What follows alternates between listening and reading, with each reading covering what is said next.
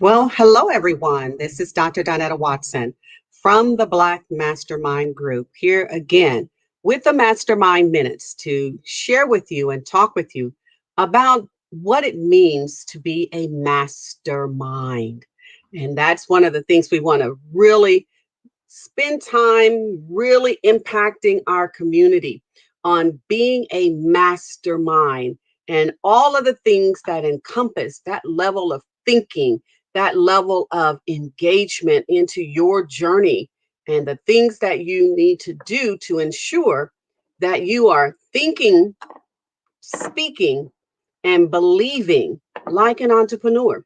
And so we're going to stay on this journey of mindset development for quite a little while because that's the premise. That's what is supporting everything we do as an organization, building up your mindset, strengthening your mindset, establishing you as an entrepreneur in your mind first. That's why it's so important for us to educate, train, coach, mentor, and develop the Black entrepreneur community. And that development piece is what has been missing for us for quite some time. That mindset development, as well, the right education, entrepreneurial financial literacy. And we've trademarked that name. So, entrepreneurial financial literacy is having the ability to know what's happening in the business from a financial perspective. We spent a lot on developing our financial literacy as an individual in our personal lives, and we spent very little time developing our entrepreneurial financial literacy, understanding the world of business, the language of business is strictly financial, and learning how to speak that language is what we're doing, teaching our community the things that a lender is expecting to see when they submit an application. All of this, first of all, is built upon having a mindset to believe that you, yes, you, entrepreneur, have the ability to do great things in business, to create amazing enterprises. We're gifted, we're talented and creative people. Now we need to know how to channel the talent, channel the gifts, channel the abilities in the direction that produces a wealth and legacy based, sustainable business model. And that's what we're here for as leaders and trainers in this organization, coaches and mentors. And I'm so excited that we will soon be lenders, financial lenders for businesses in this organization. And we're excited to be able to come before you each and every week and share with you more and more information on what it means to be a Black mastermind. And so we're going to dive into our lesson today. Last week we talked about mindset. And so I told the individuals that run the program that I want everyone to get to know the organization, who the Black Mastermind Group is. I'm not so concerned about you knowing who Dr. Watson is, Um, I really don't think that's important to know who I am, but I will tell you, I've been an entrepreneur for 38 years. I'm a mother and a wife. I've been married for 42 years, long time, going on 43. I better check the math on that. Mr. Watson might not care about me getting that number wrong, but I do. So we've been married a long time. I have three daughters, all adults. And so this latter season of my life, I'm committed to impacting our community with all the things that I've learned on this journey, the things that I've experienced and have been exposed to, and sitting in and amongst great people. I've been that person that always asks questions so that I never wanted to leave an environment without having gotten some things from that person to help me on my own journey. And so I've been exposed to some amazing people doing some absolutely amazing things, and which has given me the ability to learn and glean from their life. So I started this journey and I shared some things on my earlier journey with you. I also have a master's degree in quality systems management, was a government manager. Everybody works so hard to get to that level in government to where you're the highest level government employee, GS 13. Well, I made it to that level and didn't want to be there the times that I was there. I knew that I was called to be an entrepreneur.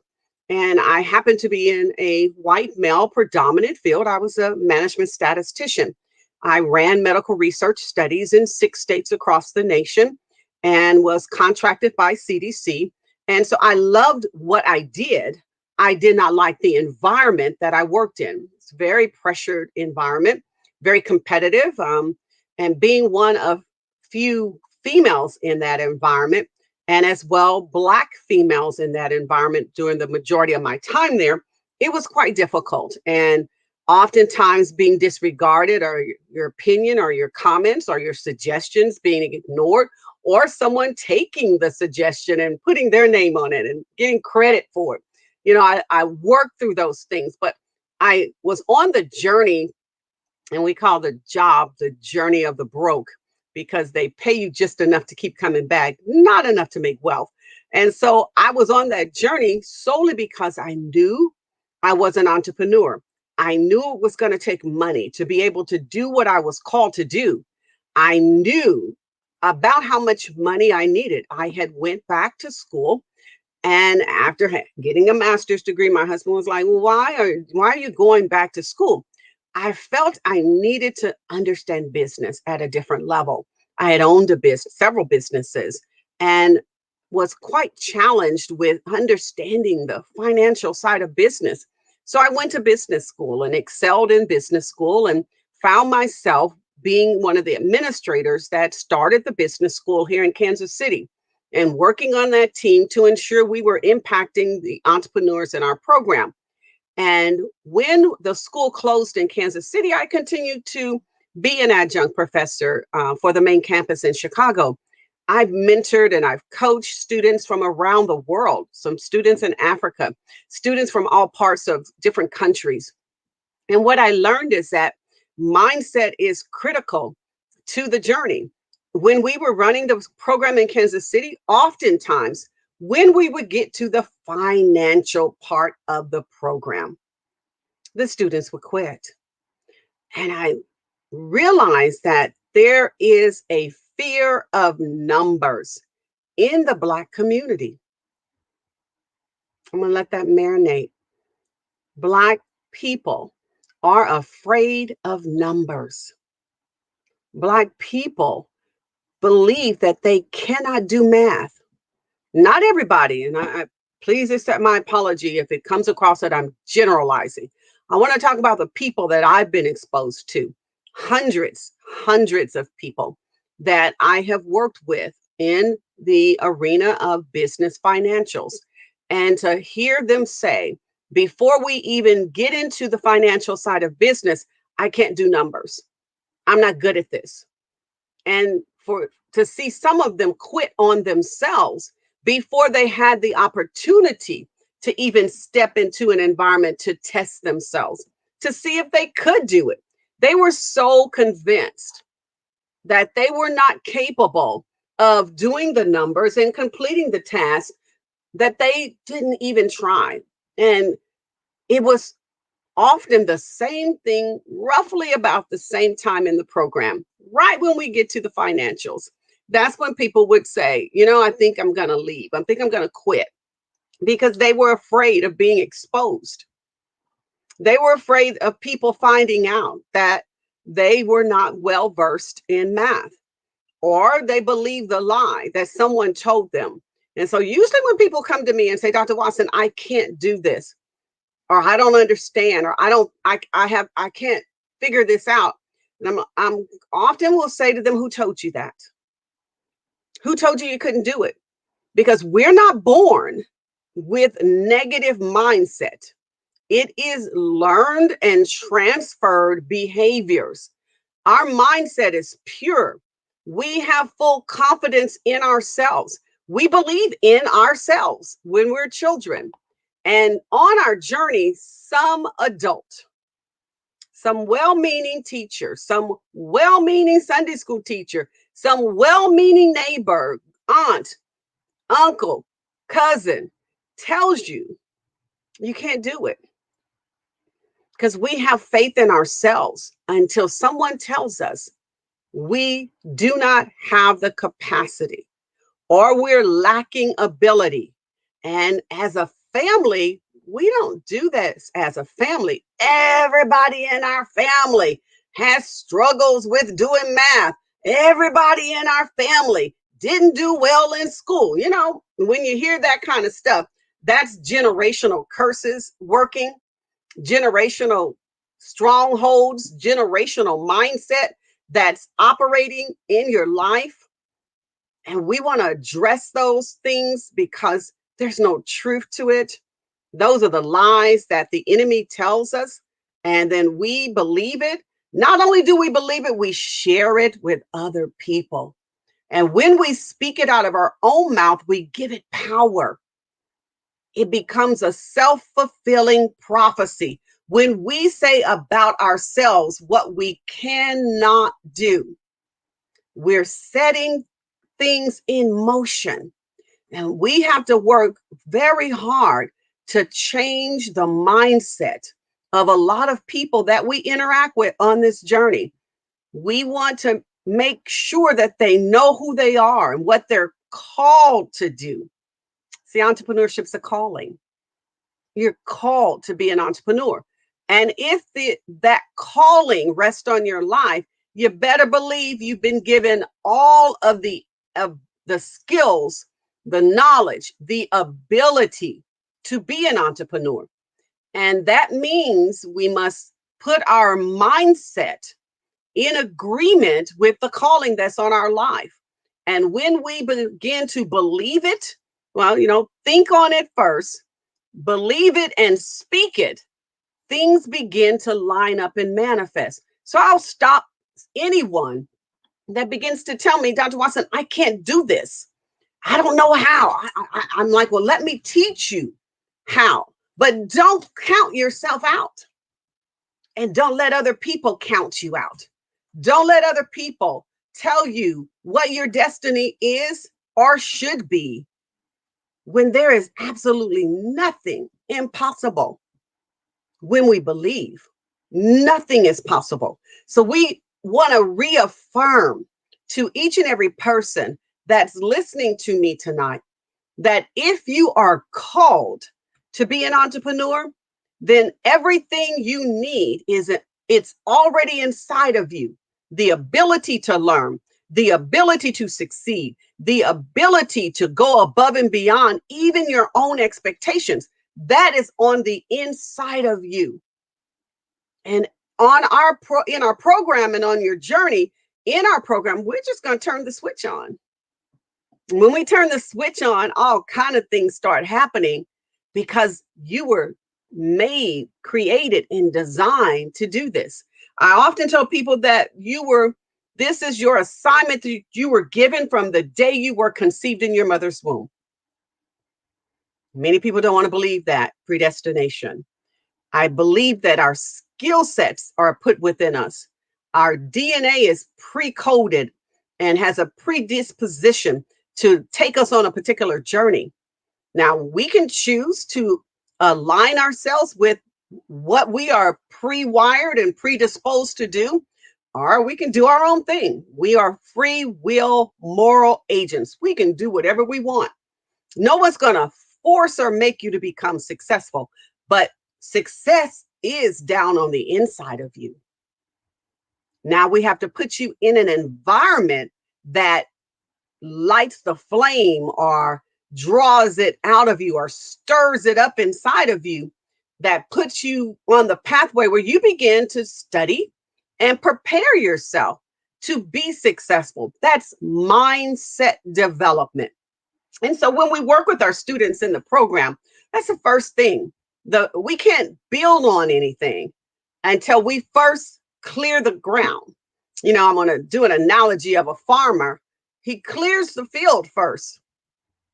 He doesn't start planting on top of weeds and sticks and rocks. He clears the field first. Then he starts planting items in the soil. And we know in order for us to manifest any results, we must clear the mind out first of all those things that we call limiting beliefs. All of those things, the negative thinking, the self-doubt, self-limiting thought processes that are already inside of us. And not because we were born with them. We're not born with those things. We we pick them up on the journey from other people. If people call you stupid all the time, you believe that you are, especially if they're impressionable people, people that really matter in your life, and they call you stupid and they call you dumb and they call you silly and or you just like your no good daddy. When you hear those things, it begins to give you an impression of yourself that is not valuable, not of significance, or not important, not capable, lacking the ability. And so I often will ask people, who told you that? Go back to your childhood. Ask God to take you back there so you can see who told you, and then you can release yourself from the words that they spoke over you, because we won't deal with it if it was somebody important in our life. We won't deal with it if it was our parents. I like to pause on things that I really want you to allow to impact you. We won't deal with things that our parents said about us because we hold them in such high esteem. Even if they weren't the best of parents, God used them as instruments to bring us into the earth realm. And because of that, they are in a certain place in our life as our parents. But their actions are important, whether they raised you properly or neglected you, abused you, mistreated you, spoke negative to you, about you. Those things they matter, but still they're our parents. And we hold them in our being in a place of reverence. And until we look at objectively, not with hatred, not with unforgiveness and bitterness, because we should go on a mission to say, where did this come from? When did I start counting myself out? And when did I start speaking these negative things in my head? All of these horrible things that I think about myself, where did that come from? Because as a child, you don't have that ability as a child. Those things are passed down to you. You're trained to think that way because all you've heard is someone saying something negative to you about you your entire life, or being teased or bullied or picked on or laughed at. Those things have such an impact on your young, impressionable mind. And everybody wants to fit in. Everybody wants to be loved. Everybody wants to be accepted. And when we are rejected from people that mean something to us, it leaves scars on our psyche. And we then begin to manifest things that they say. Why? Because what they said was so significant to us because of who they were in our lives. We begin to rehearse what they said over and over and over, that it becomes ingrained in who we are. We hear their words in our head. What they said to us about us stayed with us because we dwell on it. And when we think on things long enough, we manifest those things. So if someone called you stupid and made fun of you, and those words are being rehearsed in your head over and over again, you begin to manifest behaviors that line up to your thought processes. And so it's so important what we put in our mind and what we allow. And we call our mind what we allow ourselves to hear and see. Our eyes and our ears are a gate. Our heart is a gate. So they're gateways to our soul. So what we see has an impact. It stays within us, and it has an impact on our soul, our mind, our will, and our emotions. What we hear is a gateway, and what comes in through the gateway of our ears stays within us. It becomes part of our mind, our will, and our emotions, and what we feel in our heart about situations remain embedded in us. It becomes part of our mind, our will, and our emotions. How we respond and react to things come from what has been resonated in here, our mind, our will, and our emotional being. And so it's so important to always stop and evaluate whose voice are you listening to over and over and over again in your head, and what did they say, and challenge what was said, dispel it, dispute it, but don't accept it as truth when it has no truth to it. Mindset development, I believe, is the missing ingredient on our journey as Black people towards success. Developing a mindset towards success is critical. So we're going to get into a little bit of the lesson. I want to stay on top of my time because I don't want to miss giving you what I believe will be of benefit to you on this while we're spending this time together. So I'm going to take some things from the lessons that we teach in our class. On this journey, we always have to start with our why. Why am I doing this? Oftentimes people look at entrepreneurs and we kind of march to a different drum beat, while our girlfriends are shopping and, hanging out and partying and talking about men, we want to talk about business, and I know my head is not the only one designed this way. I can't go into a restaurant or a business environment without I'm counting tables. I'm doing mathematical equations and to come up with how much money are they making tonight off of me and everybody else in this restaurant. And when I go into certain places, I'm counting numbers. I remember going into one of those buy real estate flip house seminars, with my sister, and the room was packed. And when they finished doing their presentation, they opened up for people to buy their $1,995 program. And I watched the majority of that room line up to buy the program. And I started counting the people. And the guy running the seminar watched me count the people. And I caught his eye and he caught my eye at the same time. And he put a smile on his face because he knew I figured it out. It had nothing to do with flipping real estate. It was 100% about buying that program. And they were making their money on selling the program. They weren't making money on flipping real estate. I want that to marinate for just a moment. They don't make money on flipping real estate. They were making money on selling that program.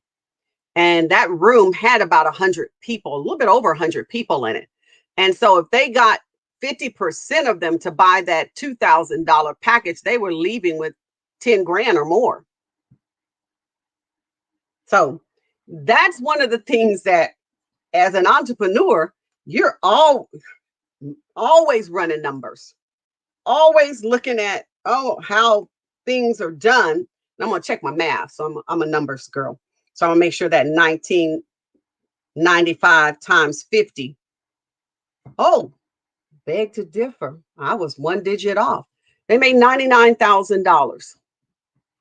99,000, more like 100 grand if they sold that 1995 package to, let's say if they did 55 people, a little bit over half of the group that was in the room. And so they made $109,000. So it was not about real estate. It had absolutely nothing to do about real estate. It was on selling that program. And so when he caught my eye and I caught his, I said, oh, the gig is up. I will never come to any of these programs again to buy anything. And I won't come to hear them talk about real estate because it wasn't about real estate. It was about buying the program. And they weren't going to give you what you needed in that program. They wanted you to buy their kit in that session, buy their training, and they made money off of that. And people make money however they need to in business. But if it's not about the real estate, just tell the truth and let that marinate for a moment. Don't use false pretenses to get people in the room and tell them how they can do what you did when honestly they can't. So a lot of people who lost a lot of money in this flipping thing, because it takes a little bit more background knowledge and experience. And so it was strictly about selling the program. And that was their why. We want to make sure that your why is impacting other people, because business models that are built around solving a problem for people may be coming to the table with a solution to a problem that's bigger than your problems, finding an answer that people have been looking for in the marketplace is how you manifest wealth in business. And so if your why is strictly only to make money, then when the business has those seasons when it's not making money, you won't have the passion, the drive, the desire to stick with it until it manifests well, if all you're in it for is to make money. So we always start with our why. And we want to make sure we're being honest with ourselves and we're telling ourselves the truth. Why do we want to go in business? Now, making money is a byproduct of providing quality products and services. Making money is a byproduct of meeting a need in the marketplace, solving people's problems, making sure that you take their pain away with your business.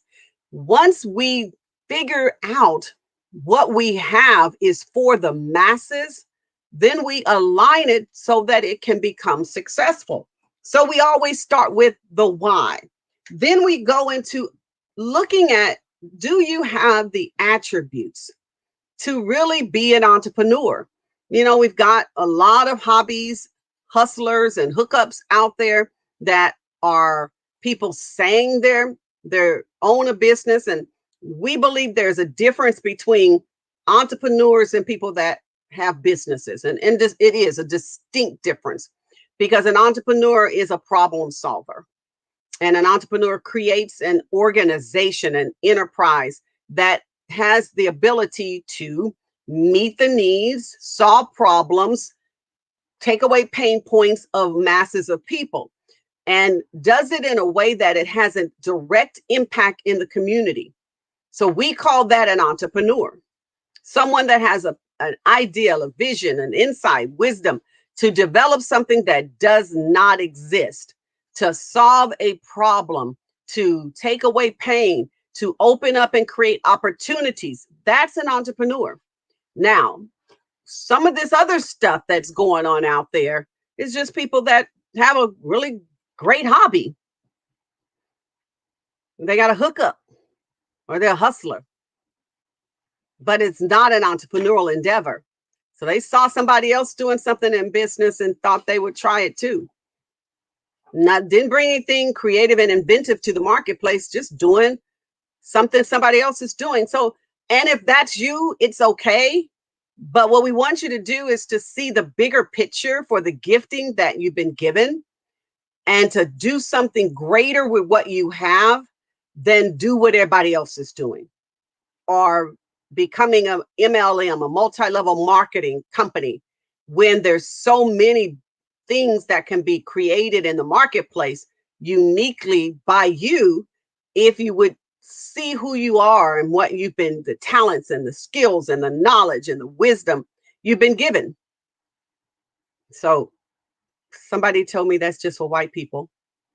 And so we're going to talk about that again as well, because I believe Black people are the most creative people on the face of the earth today.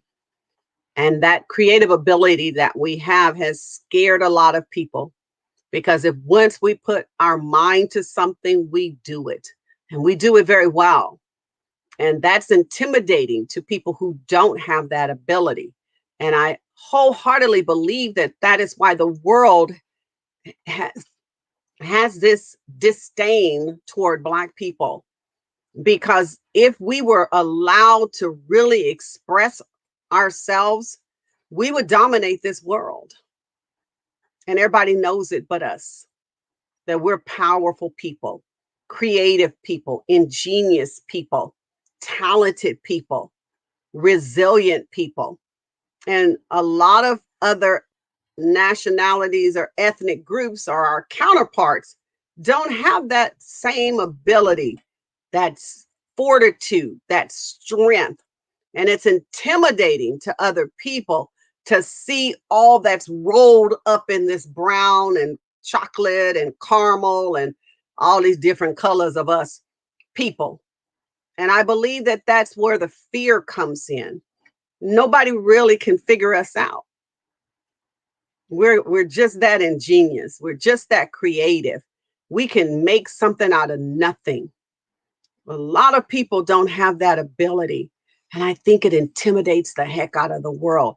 And while we don't understand what's happening, we really do have the upper hand. Just no one has taught us how to maneuver with it. And that's where we're here today.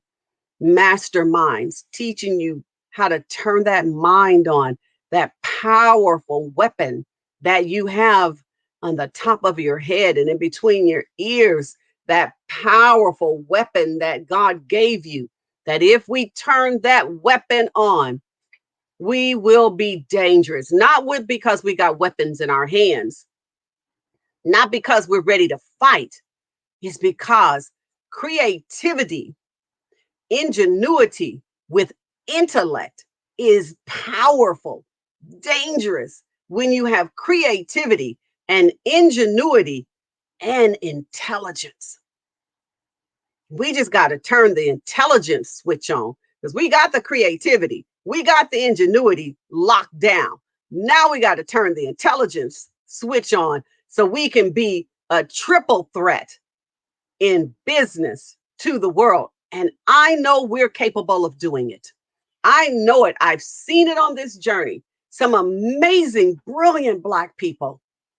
And I had to check myself because I was getting surprised to see though that level of intellect in our community. And I had to check myself. Whoa, wait a minute, Dr. Watson. We are that people. You know, we're the people that built the pyramids. We're the people that created the first language. We're the first people to create tools and weapons and utensils. We are those people. We're those ingenious people that created civilizations before other people were even on the earth. We are those people. The world has told us that we have no value. The world has told us that our lives don't matter. The world has told us we can't learn. Now, we have difficulty learning their way, and it was systematic for them to teach us their way and not allow us to learn the way we learn, the way we absorb information. And our educational system wasn't built for us. It just wasn't. We were never in the mindset of our educational system when education was created. It wasn't created to train and teach Black people. And so we're being around this smashed into a square hole. And we've been doing very well at adapting to how we are being trained, but we've left a lot of our people behind because the educational system was never designed for us. I'm going to let that one marinate for a minute. Just a minute on slow simmer. So when we get in those environments, we are not able to excel. Then we begin to self-doubt, self-destroy. And we have people to feed the fuel. Teachers that tell us we got mental issues and we have learning disabilities and we have ADHD and we have impairments that prevent us from excelling. And unfortunately, parents, we believe that stuff because we can't fit a round disc into their square peg. And instead of them learning about us culturally as a people, they just move us on. And unfortunately, I've seen way too many people who have been moved along through the educational system, because a lot of our people are struggling with the basics. When they come into our learning environment, that's why they quit, because they don't want to be exposed to, they haven't really grabbed a hold of math, and they haven't been really able to relate in writing. So they don't have adequate writing skills. They don't have adequate math skills. So they quit the program so they won't be exposed instead of reaching out to get the help that they need. We've got some people on this journey that, if they were given a fair chance, they can really do some amazing things. So I'm reminded of one of our students that before we even cracked the book on the financials, she said, I don't do numbers. And I'm like, who told you that you can't do numbers? Well, I've always struggled. And I said, well, let me show you the relationship that these numbers have, and let's try to work through these problems and these scenarios, and let's see what happens when we get to the end. And when we got to the end, oh my gosh, she was so proud of herself, because I told her, look at what you did. You did that. You were able to do math when you were guided, instructed, and when you saw the rationale between the numbers and the equations, you were able to work through these problems. And you're the person that told me you couldn't do math. And you just did, not only did you just do math, you did percentages. You went beyond basic math. And she has been a different person in the classroom ever since. Why? Because I challenged her to not allow that voice to deny her the opportunity to get all that belongs to her. And she decided to believe in herself. So, as an entrepreneur, get back to the lessons. Dr. Watson strays away a lot. So, some of the attributes that you're going to get on this journey, or that we're going to help those that are in our program get, is a confident mindset. Without it, you won't last in business. Business is not for the intimidated. Business is not for the weak. It is not for the immature. It is not for the person that needs to be petted and rubbed and acknowledged and noticed. If you're one of those attributes or negative attributes is still permeating in your life, I'm going to tell you, you're in the wrong place trying to be an entrepreneur, because this is a tough, tough field to be in. It takes some guts, some gumption, some nerve, some boldness, some strength, some character, a lot of integrity. Oh my God, I don't want to even get on integrity. A lot of integrity, some ethics, some morality to be an entrepreneur. It is not for immature people. It is not for selfish people. It is not for people who are out there only for themselves. See, you're a hustler. You're not an entrepreneur. You don't have a business. You got to hustle. So I'm not afraid to call you out on it, because there's too many of us out there in the marketplace that are just flat out straight hustlers, shaking people down, taking advantage of people, conning people, manipulating people, straight up hustlers. So that's why I don't hustle. I don't even like using the word in my analogy of who I am and who entrepreneurs are. We are not hustlers. So don't use that word. It does not describe you. You have to develop a confident mindset to be an entrepreneur. There must be character, and character development is something you never stop doing. Life has a funny way of exposing who you are on the inside and who you are when you're by yourself. and it give those character checks. You have to be willing to go on that journey, to take an inward look at yourself at all times, to make sure who you show up as is who you really are in business. So can't be any misunderstanding as for who you are. And I'm trying to think of the word, the imposter syndrome. So you're gonna fake it till you make it. Mm-mm. No, sorry, not as an entrepreneur. You don't get to take money from people and fake it and pretend like you got it all together.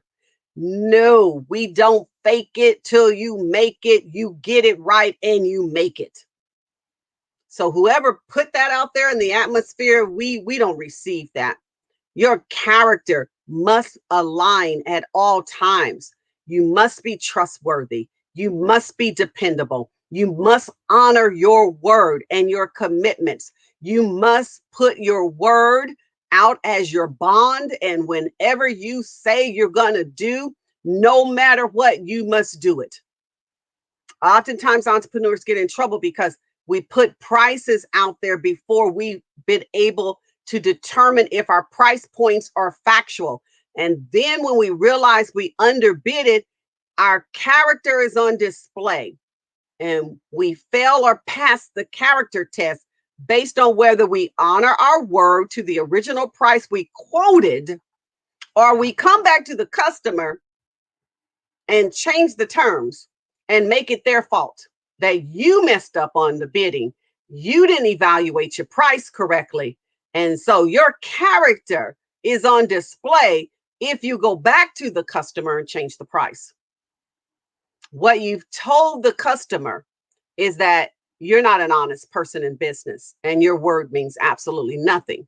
And I want to make you aware that every person in your circle of influence, every person that you come in contact with is connected to a minimum of 250 people. That's 62,500 people. One person is connected to 250 people. And those 250 people are connected to 250 people. So, you know, Dr. Watson is a math person. So we're going to run the number. So 250 times 250, that's 62,500 people that one person has the ability to influence. And when you miss it in business and when you fail the character test in business, that's how many people can be influenced by that mistake that you made. Instead of you honoring your word and displaying a level of character that they'll say, oh my God, this person messed up and they took responsibility for it. And OMG, I want to do business with them again because I can trust them. Character test, mindset. What's permeating your mindset that causes you to fail the character test? And any test you fail, you got to repeat it till you pass it. And people say, why do I keep going through this same thing over and over again, Dr. Watson? I said, because you keep flunking the test. And you're going to keep getting the same test, different color paper, different color ink pen, but baby, it's the same test. And it's going to keep coming to your life until you pass it. So entrepreneurs have an aptitude to put the benefits of others first. Entrepreneurs do. Hustlers, no. Hookups, no. People that's got a hobby they're trying to get up moving, no. It's all about them. But entrepreneurs have the mindset to put other people's needs before their own in business. So what does that mean? Your business must solve their problem. Your business must address their pain points. And if it's all about you, boo, if it's all about your four and no more, if it's all about you getting the money, you getting the paper, then you really are just a hustler. You're not an entrepreneur, because we're here to have an impact in the lives of other people, not just to make money for ourselves, but to impact the lives of other people with our gifts, our talents, our abilities, we make an impact. That helps to separate out all them other folks from the real entrepreneurs. And I'm going to ask the real entrepreneurs, please stand up. We need to count you because we really need to take care of some things in our community. And we will never see poverty addressed the way it needs to be addressed. We will never see unemployment addressed in our community until the real entrepreneurs stand up. We're calling you out because we need you. We got to get our people in a better financial and economic position. And it's not going to happen waiting for other people to employ Black people. It's going to take Black people creating business models that have an impact in the community and employing other Black people to address the economic condition of the Black community. That's mindset shifting. That's why we start there first. Entrepreneurs must be open to other ideas. You know, oftentimes I have a hard time getting entrepreneurs to understand you can't be a jack of all trades. You can't be a master of everything. You can't do it all. You got to get your focus single on one direction, and you got to put all of your energy, all of your effort, all of you in that one business.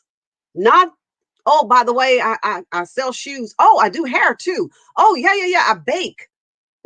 I got a daycare. Yeah. I do taxes too. Oh, yeah. I got an insurance company.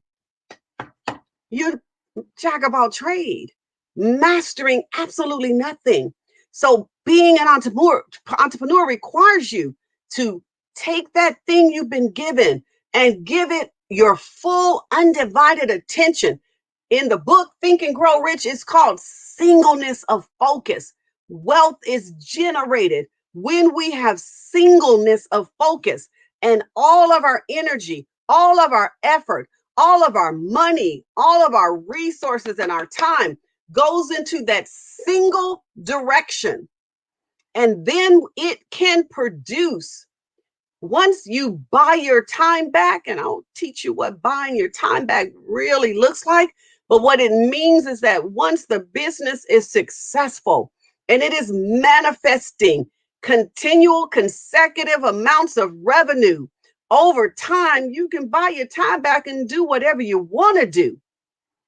So if you always thought you were going to be a singer and you never got a chance to get on the stage, you can buy your own stage.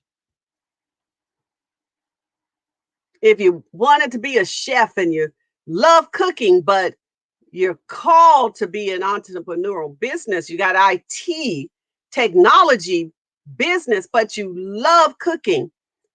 Well, guess what? When you buy your time back, you can open a restaurant because you got enough money. The business of the main thing that produced the wealth in your life gives you the ability to do the things that we call passion-based businesses. Those things you do that you don't care if you make any money or not, you would do it if you never got paid to do it. Those are passion-based businesses. We don't build wealth on passion. Somebody lied to us and told us that's where we start.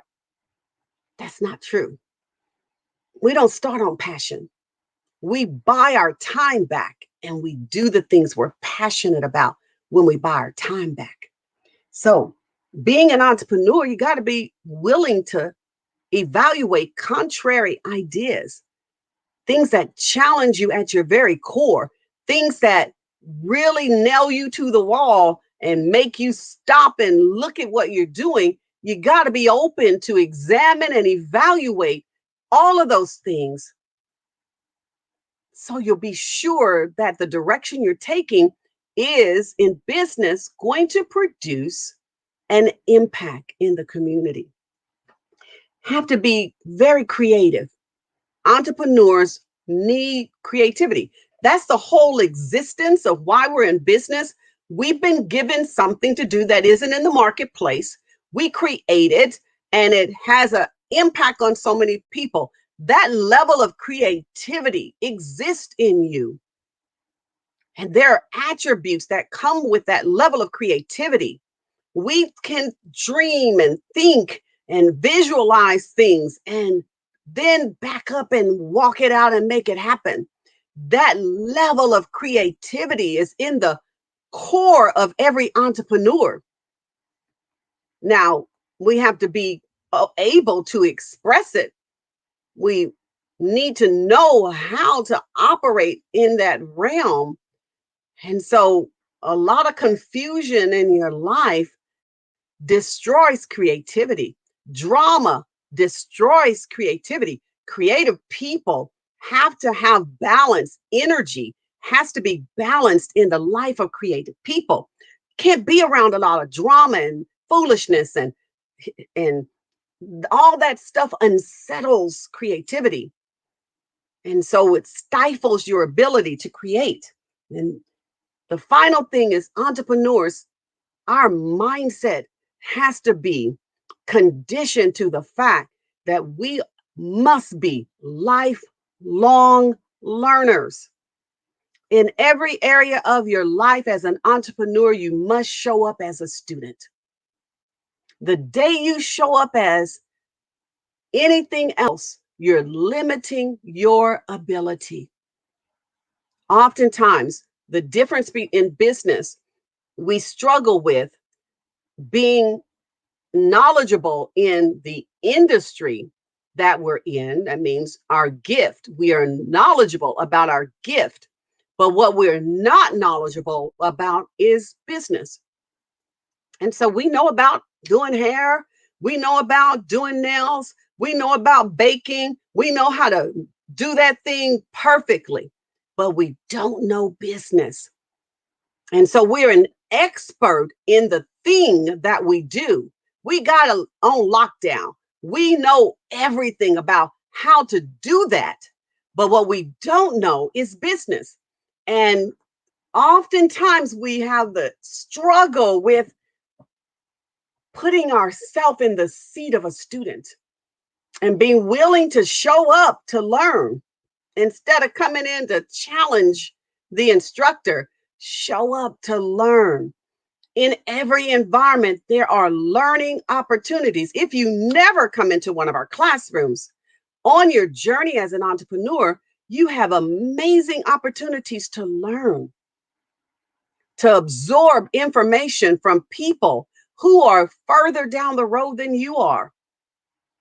And sometimes people who are trying to get there can really show you some things because of their level of hunger opens them up to more knowledge.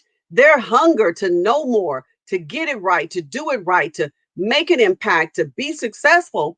And you who think you're already successful, you close that window of opportunity to learn from people who are on the journey, may not make as much money as you, but in a matter of time, they may surpass you because they're in the seat of a lifelong learner. They've made that adjustment in their mindset that if I'm going to get anywhere, I've got to learn from everything I come across, from everybody I come across, everything my hands touch, every book that I hear about. I got to read it. I got to learn how to be better at this. Those are the people that have a mindset that's lent towards success, have that bend in their mindset that they're so hungry for knowledge, hungry for information to make them better at doing what they're called to do. That's success. That's a mindset towards success. And so in our last minutes, excuse us. That's our smoke detector downstairs. Mr. Watson's cooking. So I know he's going to be all right. So in the midst of working with entrepreneurs on this journey, we want to make sure that we're giving all of the possible resources that are out there to help shape your mind, to dispel your own limiting beliefs, to silence the voice, to open up your mind to all the possibilities that are there for you. You know, we're going to talk about next week the benefits of being an entrepreneur, because we wouldn't have this calling or this assignment in life if there were no benefits attached to it. And there are benefits. I often say that every CEO of any Fortune 500 company has a totally different benefit plan than the employees. different benefit plan than the managers and directors. Why? They're the CEO. So, CEO of your business, you have benefits. And just because you've never cashed in or executed the benefit package doesn't mean it doesn't exist. We just got to let you know what's available to you because it comes with the assignment. It comes with the calling. It comes with the journey of being an entrepreneur. There are indeed benefits that come with this assignment. And we have to know what those benefits are and take advantage of the benefits because they belong to you. So this is mindset development. This is where we're going to stay. Before we start trying to share you insight with you about balance sheets and profit and loss statements and cash flow and profit margins and industry averages and average product price and cost of goods and markup and growth rate and cost of living adjustments and percentages. Before we go down that pathway, we want to make sure your mind is ready for the journey and you believe in yourself. You believe in the calling that's been placed on your life.